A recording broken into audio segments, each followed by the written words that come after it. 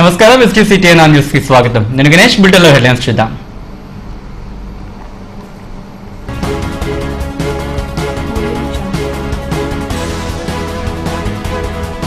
Intermediate పరీక్షల తొలి రోజు అక్కడక్కడ ఇబ్బందులు. హాల్ టికెట్ పై అడ్రస్ తో విద్యార్థుల సతమతం.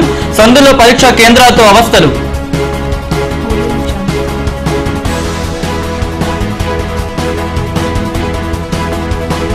శిథిలావస్థకు చేరుకున్న తరగతి గదులు పూర్తిగా తొలగించాలని అధికారుల ఆదేశం. గాజువాక హైస్కూల్లో పాత గదుల స్థానంలో పునర్నిర్మాణానికి చర్యలు.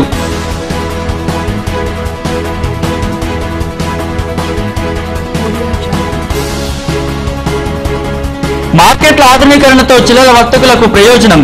అధికారులతో కలిసి మార్కెట్ స్థలాలను పరిశీలించిన ఎమ్మెల్యే పల్లా.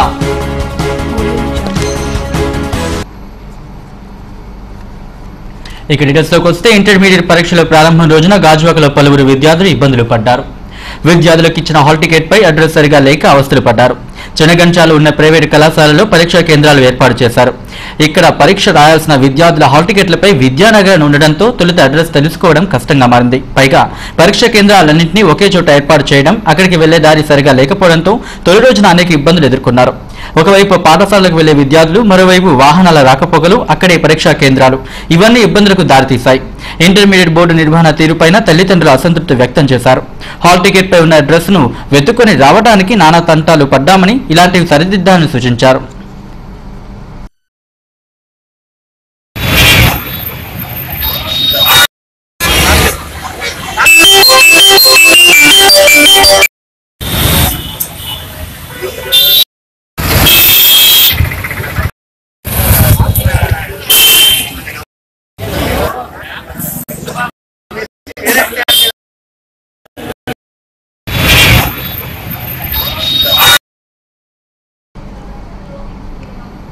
శిథిలావస్థకు చేరుకున్న పాఠశాల తరగతి గదులను పూర్తిగా తొలగించి వాటి స్థానంలో కొత్తవి నిర్మించేందుకు అధికారులు ప్రణాళిక రూపొందించారు.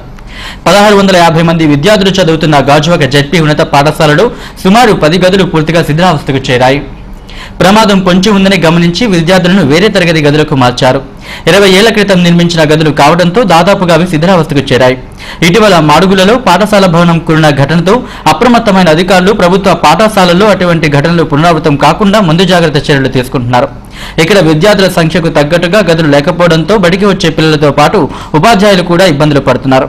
ఈ విషయమై పాఠశాల HM అరుణకుమార్ని అడగా చాలా రోజులుగానే పాత భవనాల్లో తరగతి గదులు నిలిపివేశామని, శిథిలమైన వాటిని త్వరలో తొలగిస్తామని తెలిపారు. స్టూడెంట్స్ అవుతున్నారు. దీంట్లో ప్రజెంట్ 26 సెక్షన్లు ఉన్నాయి. ఒక 10 రూములు కంప్లీట్గా డైలాప్టెడ్ కండిషన్లో ఉంటే పిల్లలందరినీ కూడా తీసుకుని వెళ్ళి వాళ్ళు వేరే రూమ్లో షిఫ్ట్ చేయడం జరిగింది.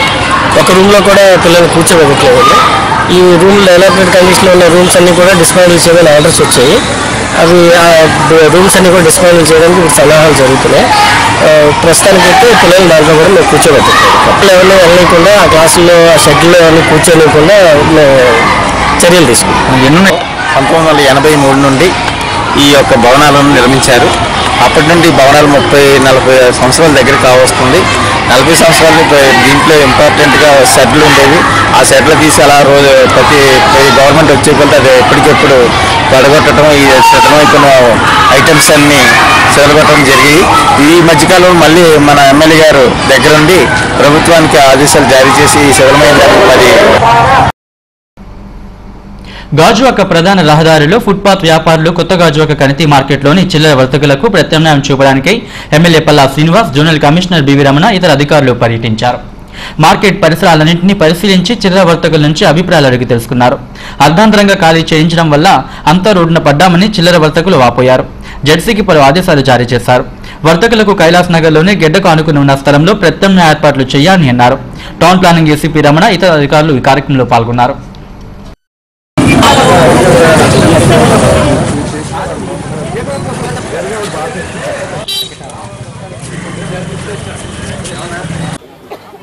చాలా మార్లు జిఎంసీ వారు, పోలీసు వారు, ట్రాఫిక్ వారు ఇలాగా ఈ తోపుడు వల్ల కానీ లేకపోతే మార్కెట్ ఏరియాలో మరి ఎప్పటి నుంచో చిరు వ్యాపారం చేస్తున్నటువంటి వ్యాపారస్తుల్ని మరి ఇబ్బంది పాలు చేయడం జరిగిందండి. అంటే రోడ్డు మీద పెట్టినటువంటి తీసిమని. కాకపోతే వాళ్ళు తీసే ముందు వాళ్ళకి కావాల్సినటువంటి కొన్ని ఫెసిలిటీస్ ఏర్పాటు చేసి తీయాలని చెప్పేసి మనం గతంలో చెప్పాం.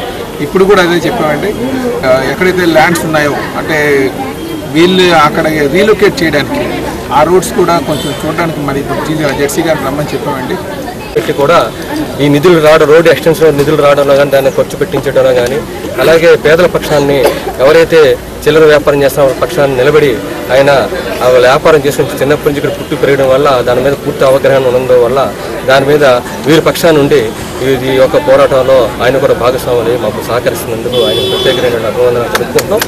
అలాగే ఉత్తరాంధ్ర పట్టభద్రుల ఎమ్మెల్సీ స్థానానికి పోటీ చేస్తున్న బీజేపీ, టీడీపీ ఉమ్మడి అభ్యర్థి మాధవ్ని గెలిపించాలని కోరుతూ ఆయా పార్టీల నేతలు గాజువాకలో ప్రచారం నిర్వహించారు. మాజీ మేయర్ పులిస జనార్దన్, తెలుగుదేశం నుంచి పల్లా శ్రీనివాస్, గంటా అబ్బాయిలు కొత్త గాజువాక హైస్కూల్కి వెళ్లి ఉపాధ్యాయులతో మాట్లాడారు. మాధవ్ విజయంతో అభివృద్ధి మరింత జరుగుతుందని అన్నారు. పట్టభద్రుల సమస్యలతో పాటు ఉత్తరాంధ్ర సమస్యలను శాసనమండలిలో ప్రస్తావించి పరిష్కారానికి కృషి చేయగల సమర్థులు అని పేర్కొన్నారు. మాధవ్ గారు గెలిచినట్లయితే ఆయన కూడా చేదోడు వాదుడిగా ఉండి ఆయనకు అండదండలుగా ఉండి ఇంకా ఎక్కువ అభివృద్ధి చెందడానికి, ప్రాంతం అంతా అభివృద్ధి చెందడానికి అవకాశం ఉంటుందని చెప్పేసి నేను తెలియజేస్తున్నాను. అలాగే శ్రీకాకుళాన్ని కూడా మరి మాధవ్ గారికి మంచి స్పందన ఉంది. భారతీయ జనతా పార్టీ అలాగే టీడీపీ రెండు కూడా బలపరిచినటువంటి వ్యక్తి కాబట్టి శ్రీకాకుళం, విజయనగరం కూడా చాలా స్పందన బాగుంది. ముఖ్యంగా విశాఖపట్నంలో 90,000 వరకు ఓట్లు ఆయనకి ఉండటం జరిగింది. ఈ గాజువాక ప్రాంతంలో 12,000 ఓట్లు ఉన్నాయి.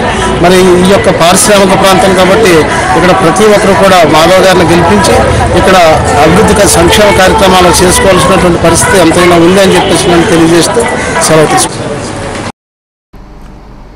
జీవీఎంసీ 50వ వార్డు వాంబే కాలనీ సమస్యలు పరిష్కరించాలని కోరుతూ స్థానిక టీడీపీ నాయకులు దొడ్డిరమణ నేతృత్వంలో పలువురు ఎమ్మెల్యే పల్లా శ్రీనివాస్ ని కలిశారు. కాలనీలో పారిశుద్ధ్య నిర్వహణ సరిగా లేదని, వ్యక్తిగత మరుగుదొడ్ల నిర్మాణం చేపట్టాలని కోరారు. అంతేకాకుండా వాడుక నీరు పోయే మార్గం సరిగ్గా లేక నిత్యం ఈ ప్రాంత ప్రజలు దోమల బెడత ఎదుర్కొంటున్నారని వివరించారు. ఎమ్మెల్యే మాట్లాడుతూ కాలనీ సమస్యలపై ఉన్నత స్థాయి అధికారుల దృష్టికి తీసుకువెళ్లి పరిష్కారానికి కృషి చేస్తానని చెప్పారు. కార్యక్రమంలో స్థానిక మహిళా నాయకురాలు మంత్రి మంజుల తదితరులు పాల్గొన్నారు. టాయిలెట్స్ అవి కూడా కొంచెం బిల్డింగ్స్ అన్నీ కూడా కొంచెం డెలిఫిటేటెడ్ స్టేట్లో ఉన్నాయి. అంటే కొంచెం రిపేర్స్ దశలో ఉన్నాయి. వాటిని రిపేర్ చేయాల్సిందిగా వారు కోరుతున్నారు. మరి వారు ఏదైతే వినిపించారో వారు తప్పనిసరిగా మరి రాష్ట్ర ముఖ్యమంత్రి వారి దృష్టికి తీసుకువెళ్ళి దానికి అలాగే హౌసింగ్ మినిస్టర్ గారి దగ్గర కూడా తీసుకువెళ్ళి వీలుంటే మున్సిపల్ మంత్రి వారి దగ్గర తీసుకువెళ్ళి మనకి వీళ్ళకి కావాల్సినటువంటి ఆ రిపేర్ నిమిత్తం కావాల్సినటువంటి ఆర్థిక సాయం చేయడానికి నా ప్రయత్నాలు చేస్తానని చెప్పి ఈ సందర్భంగా తెలియజేస్తాను. 674 ఇళ్ళు 24 బ్లాకుల్లో నిర్మాణం జరిగింది.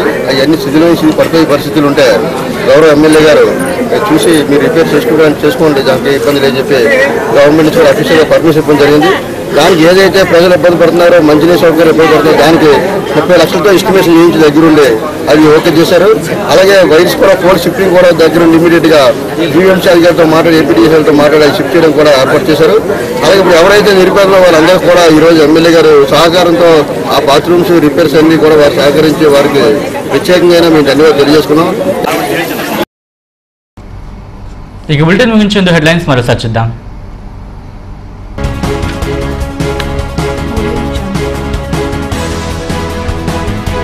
ఇంటర్మీడియట్ పరీక్షల తొలి రోజు అక్కడక్కడ ఇబ్బందులు, హాల్ టికెట్ పై అడ్రస్ తో విద్యార్థుల సతమతం, సందుల పరీక్షా కేంద్రాలతో అవస్థలు.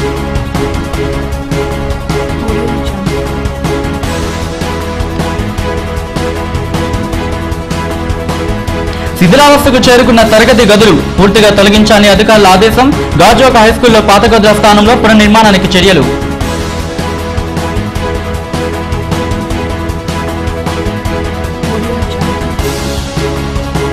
మార్కెట్లో ఆధునీకరణతో చిల్లర వర్తకులకు ప్రయోజనం, అధికారులతో కలిసి మార్కెట్ స్థలాన్ని పరిశీలించిన ఎమ్మెల్యే పల్లా.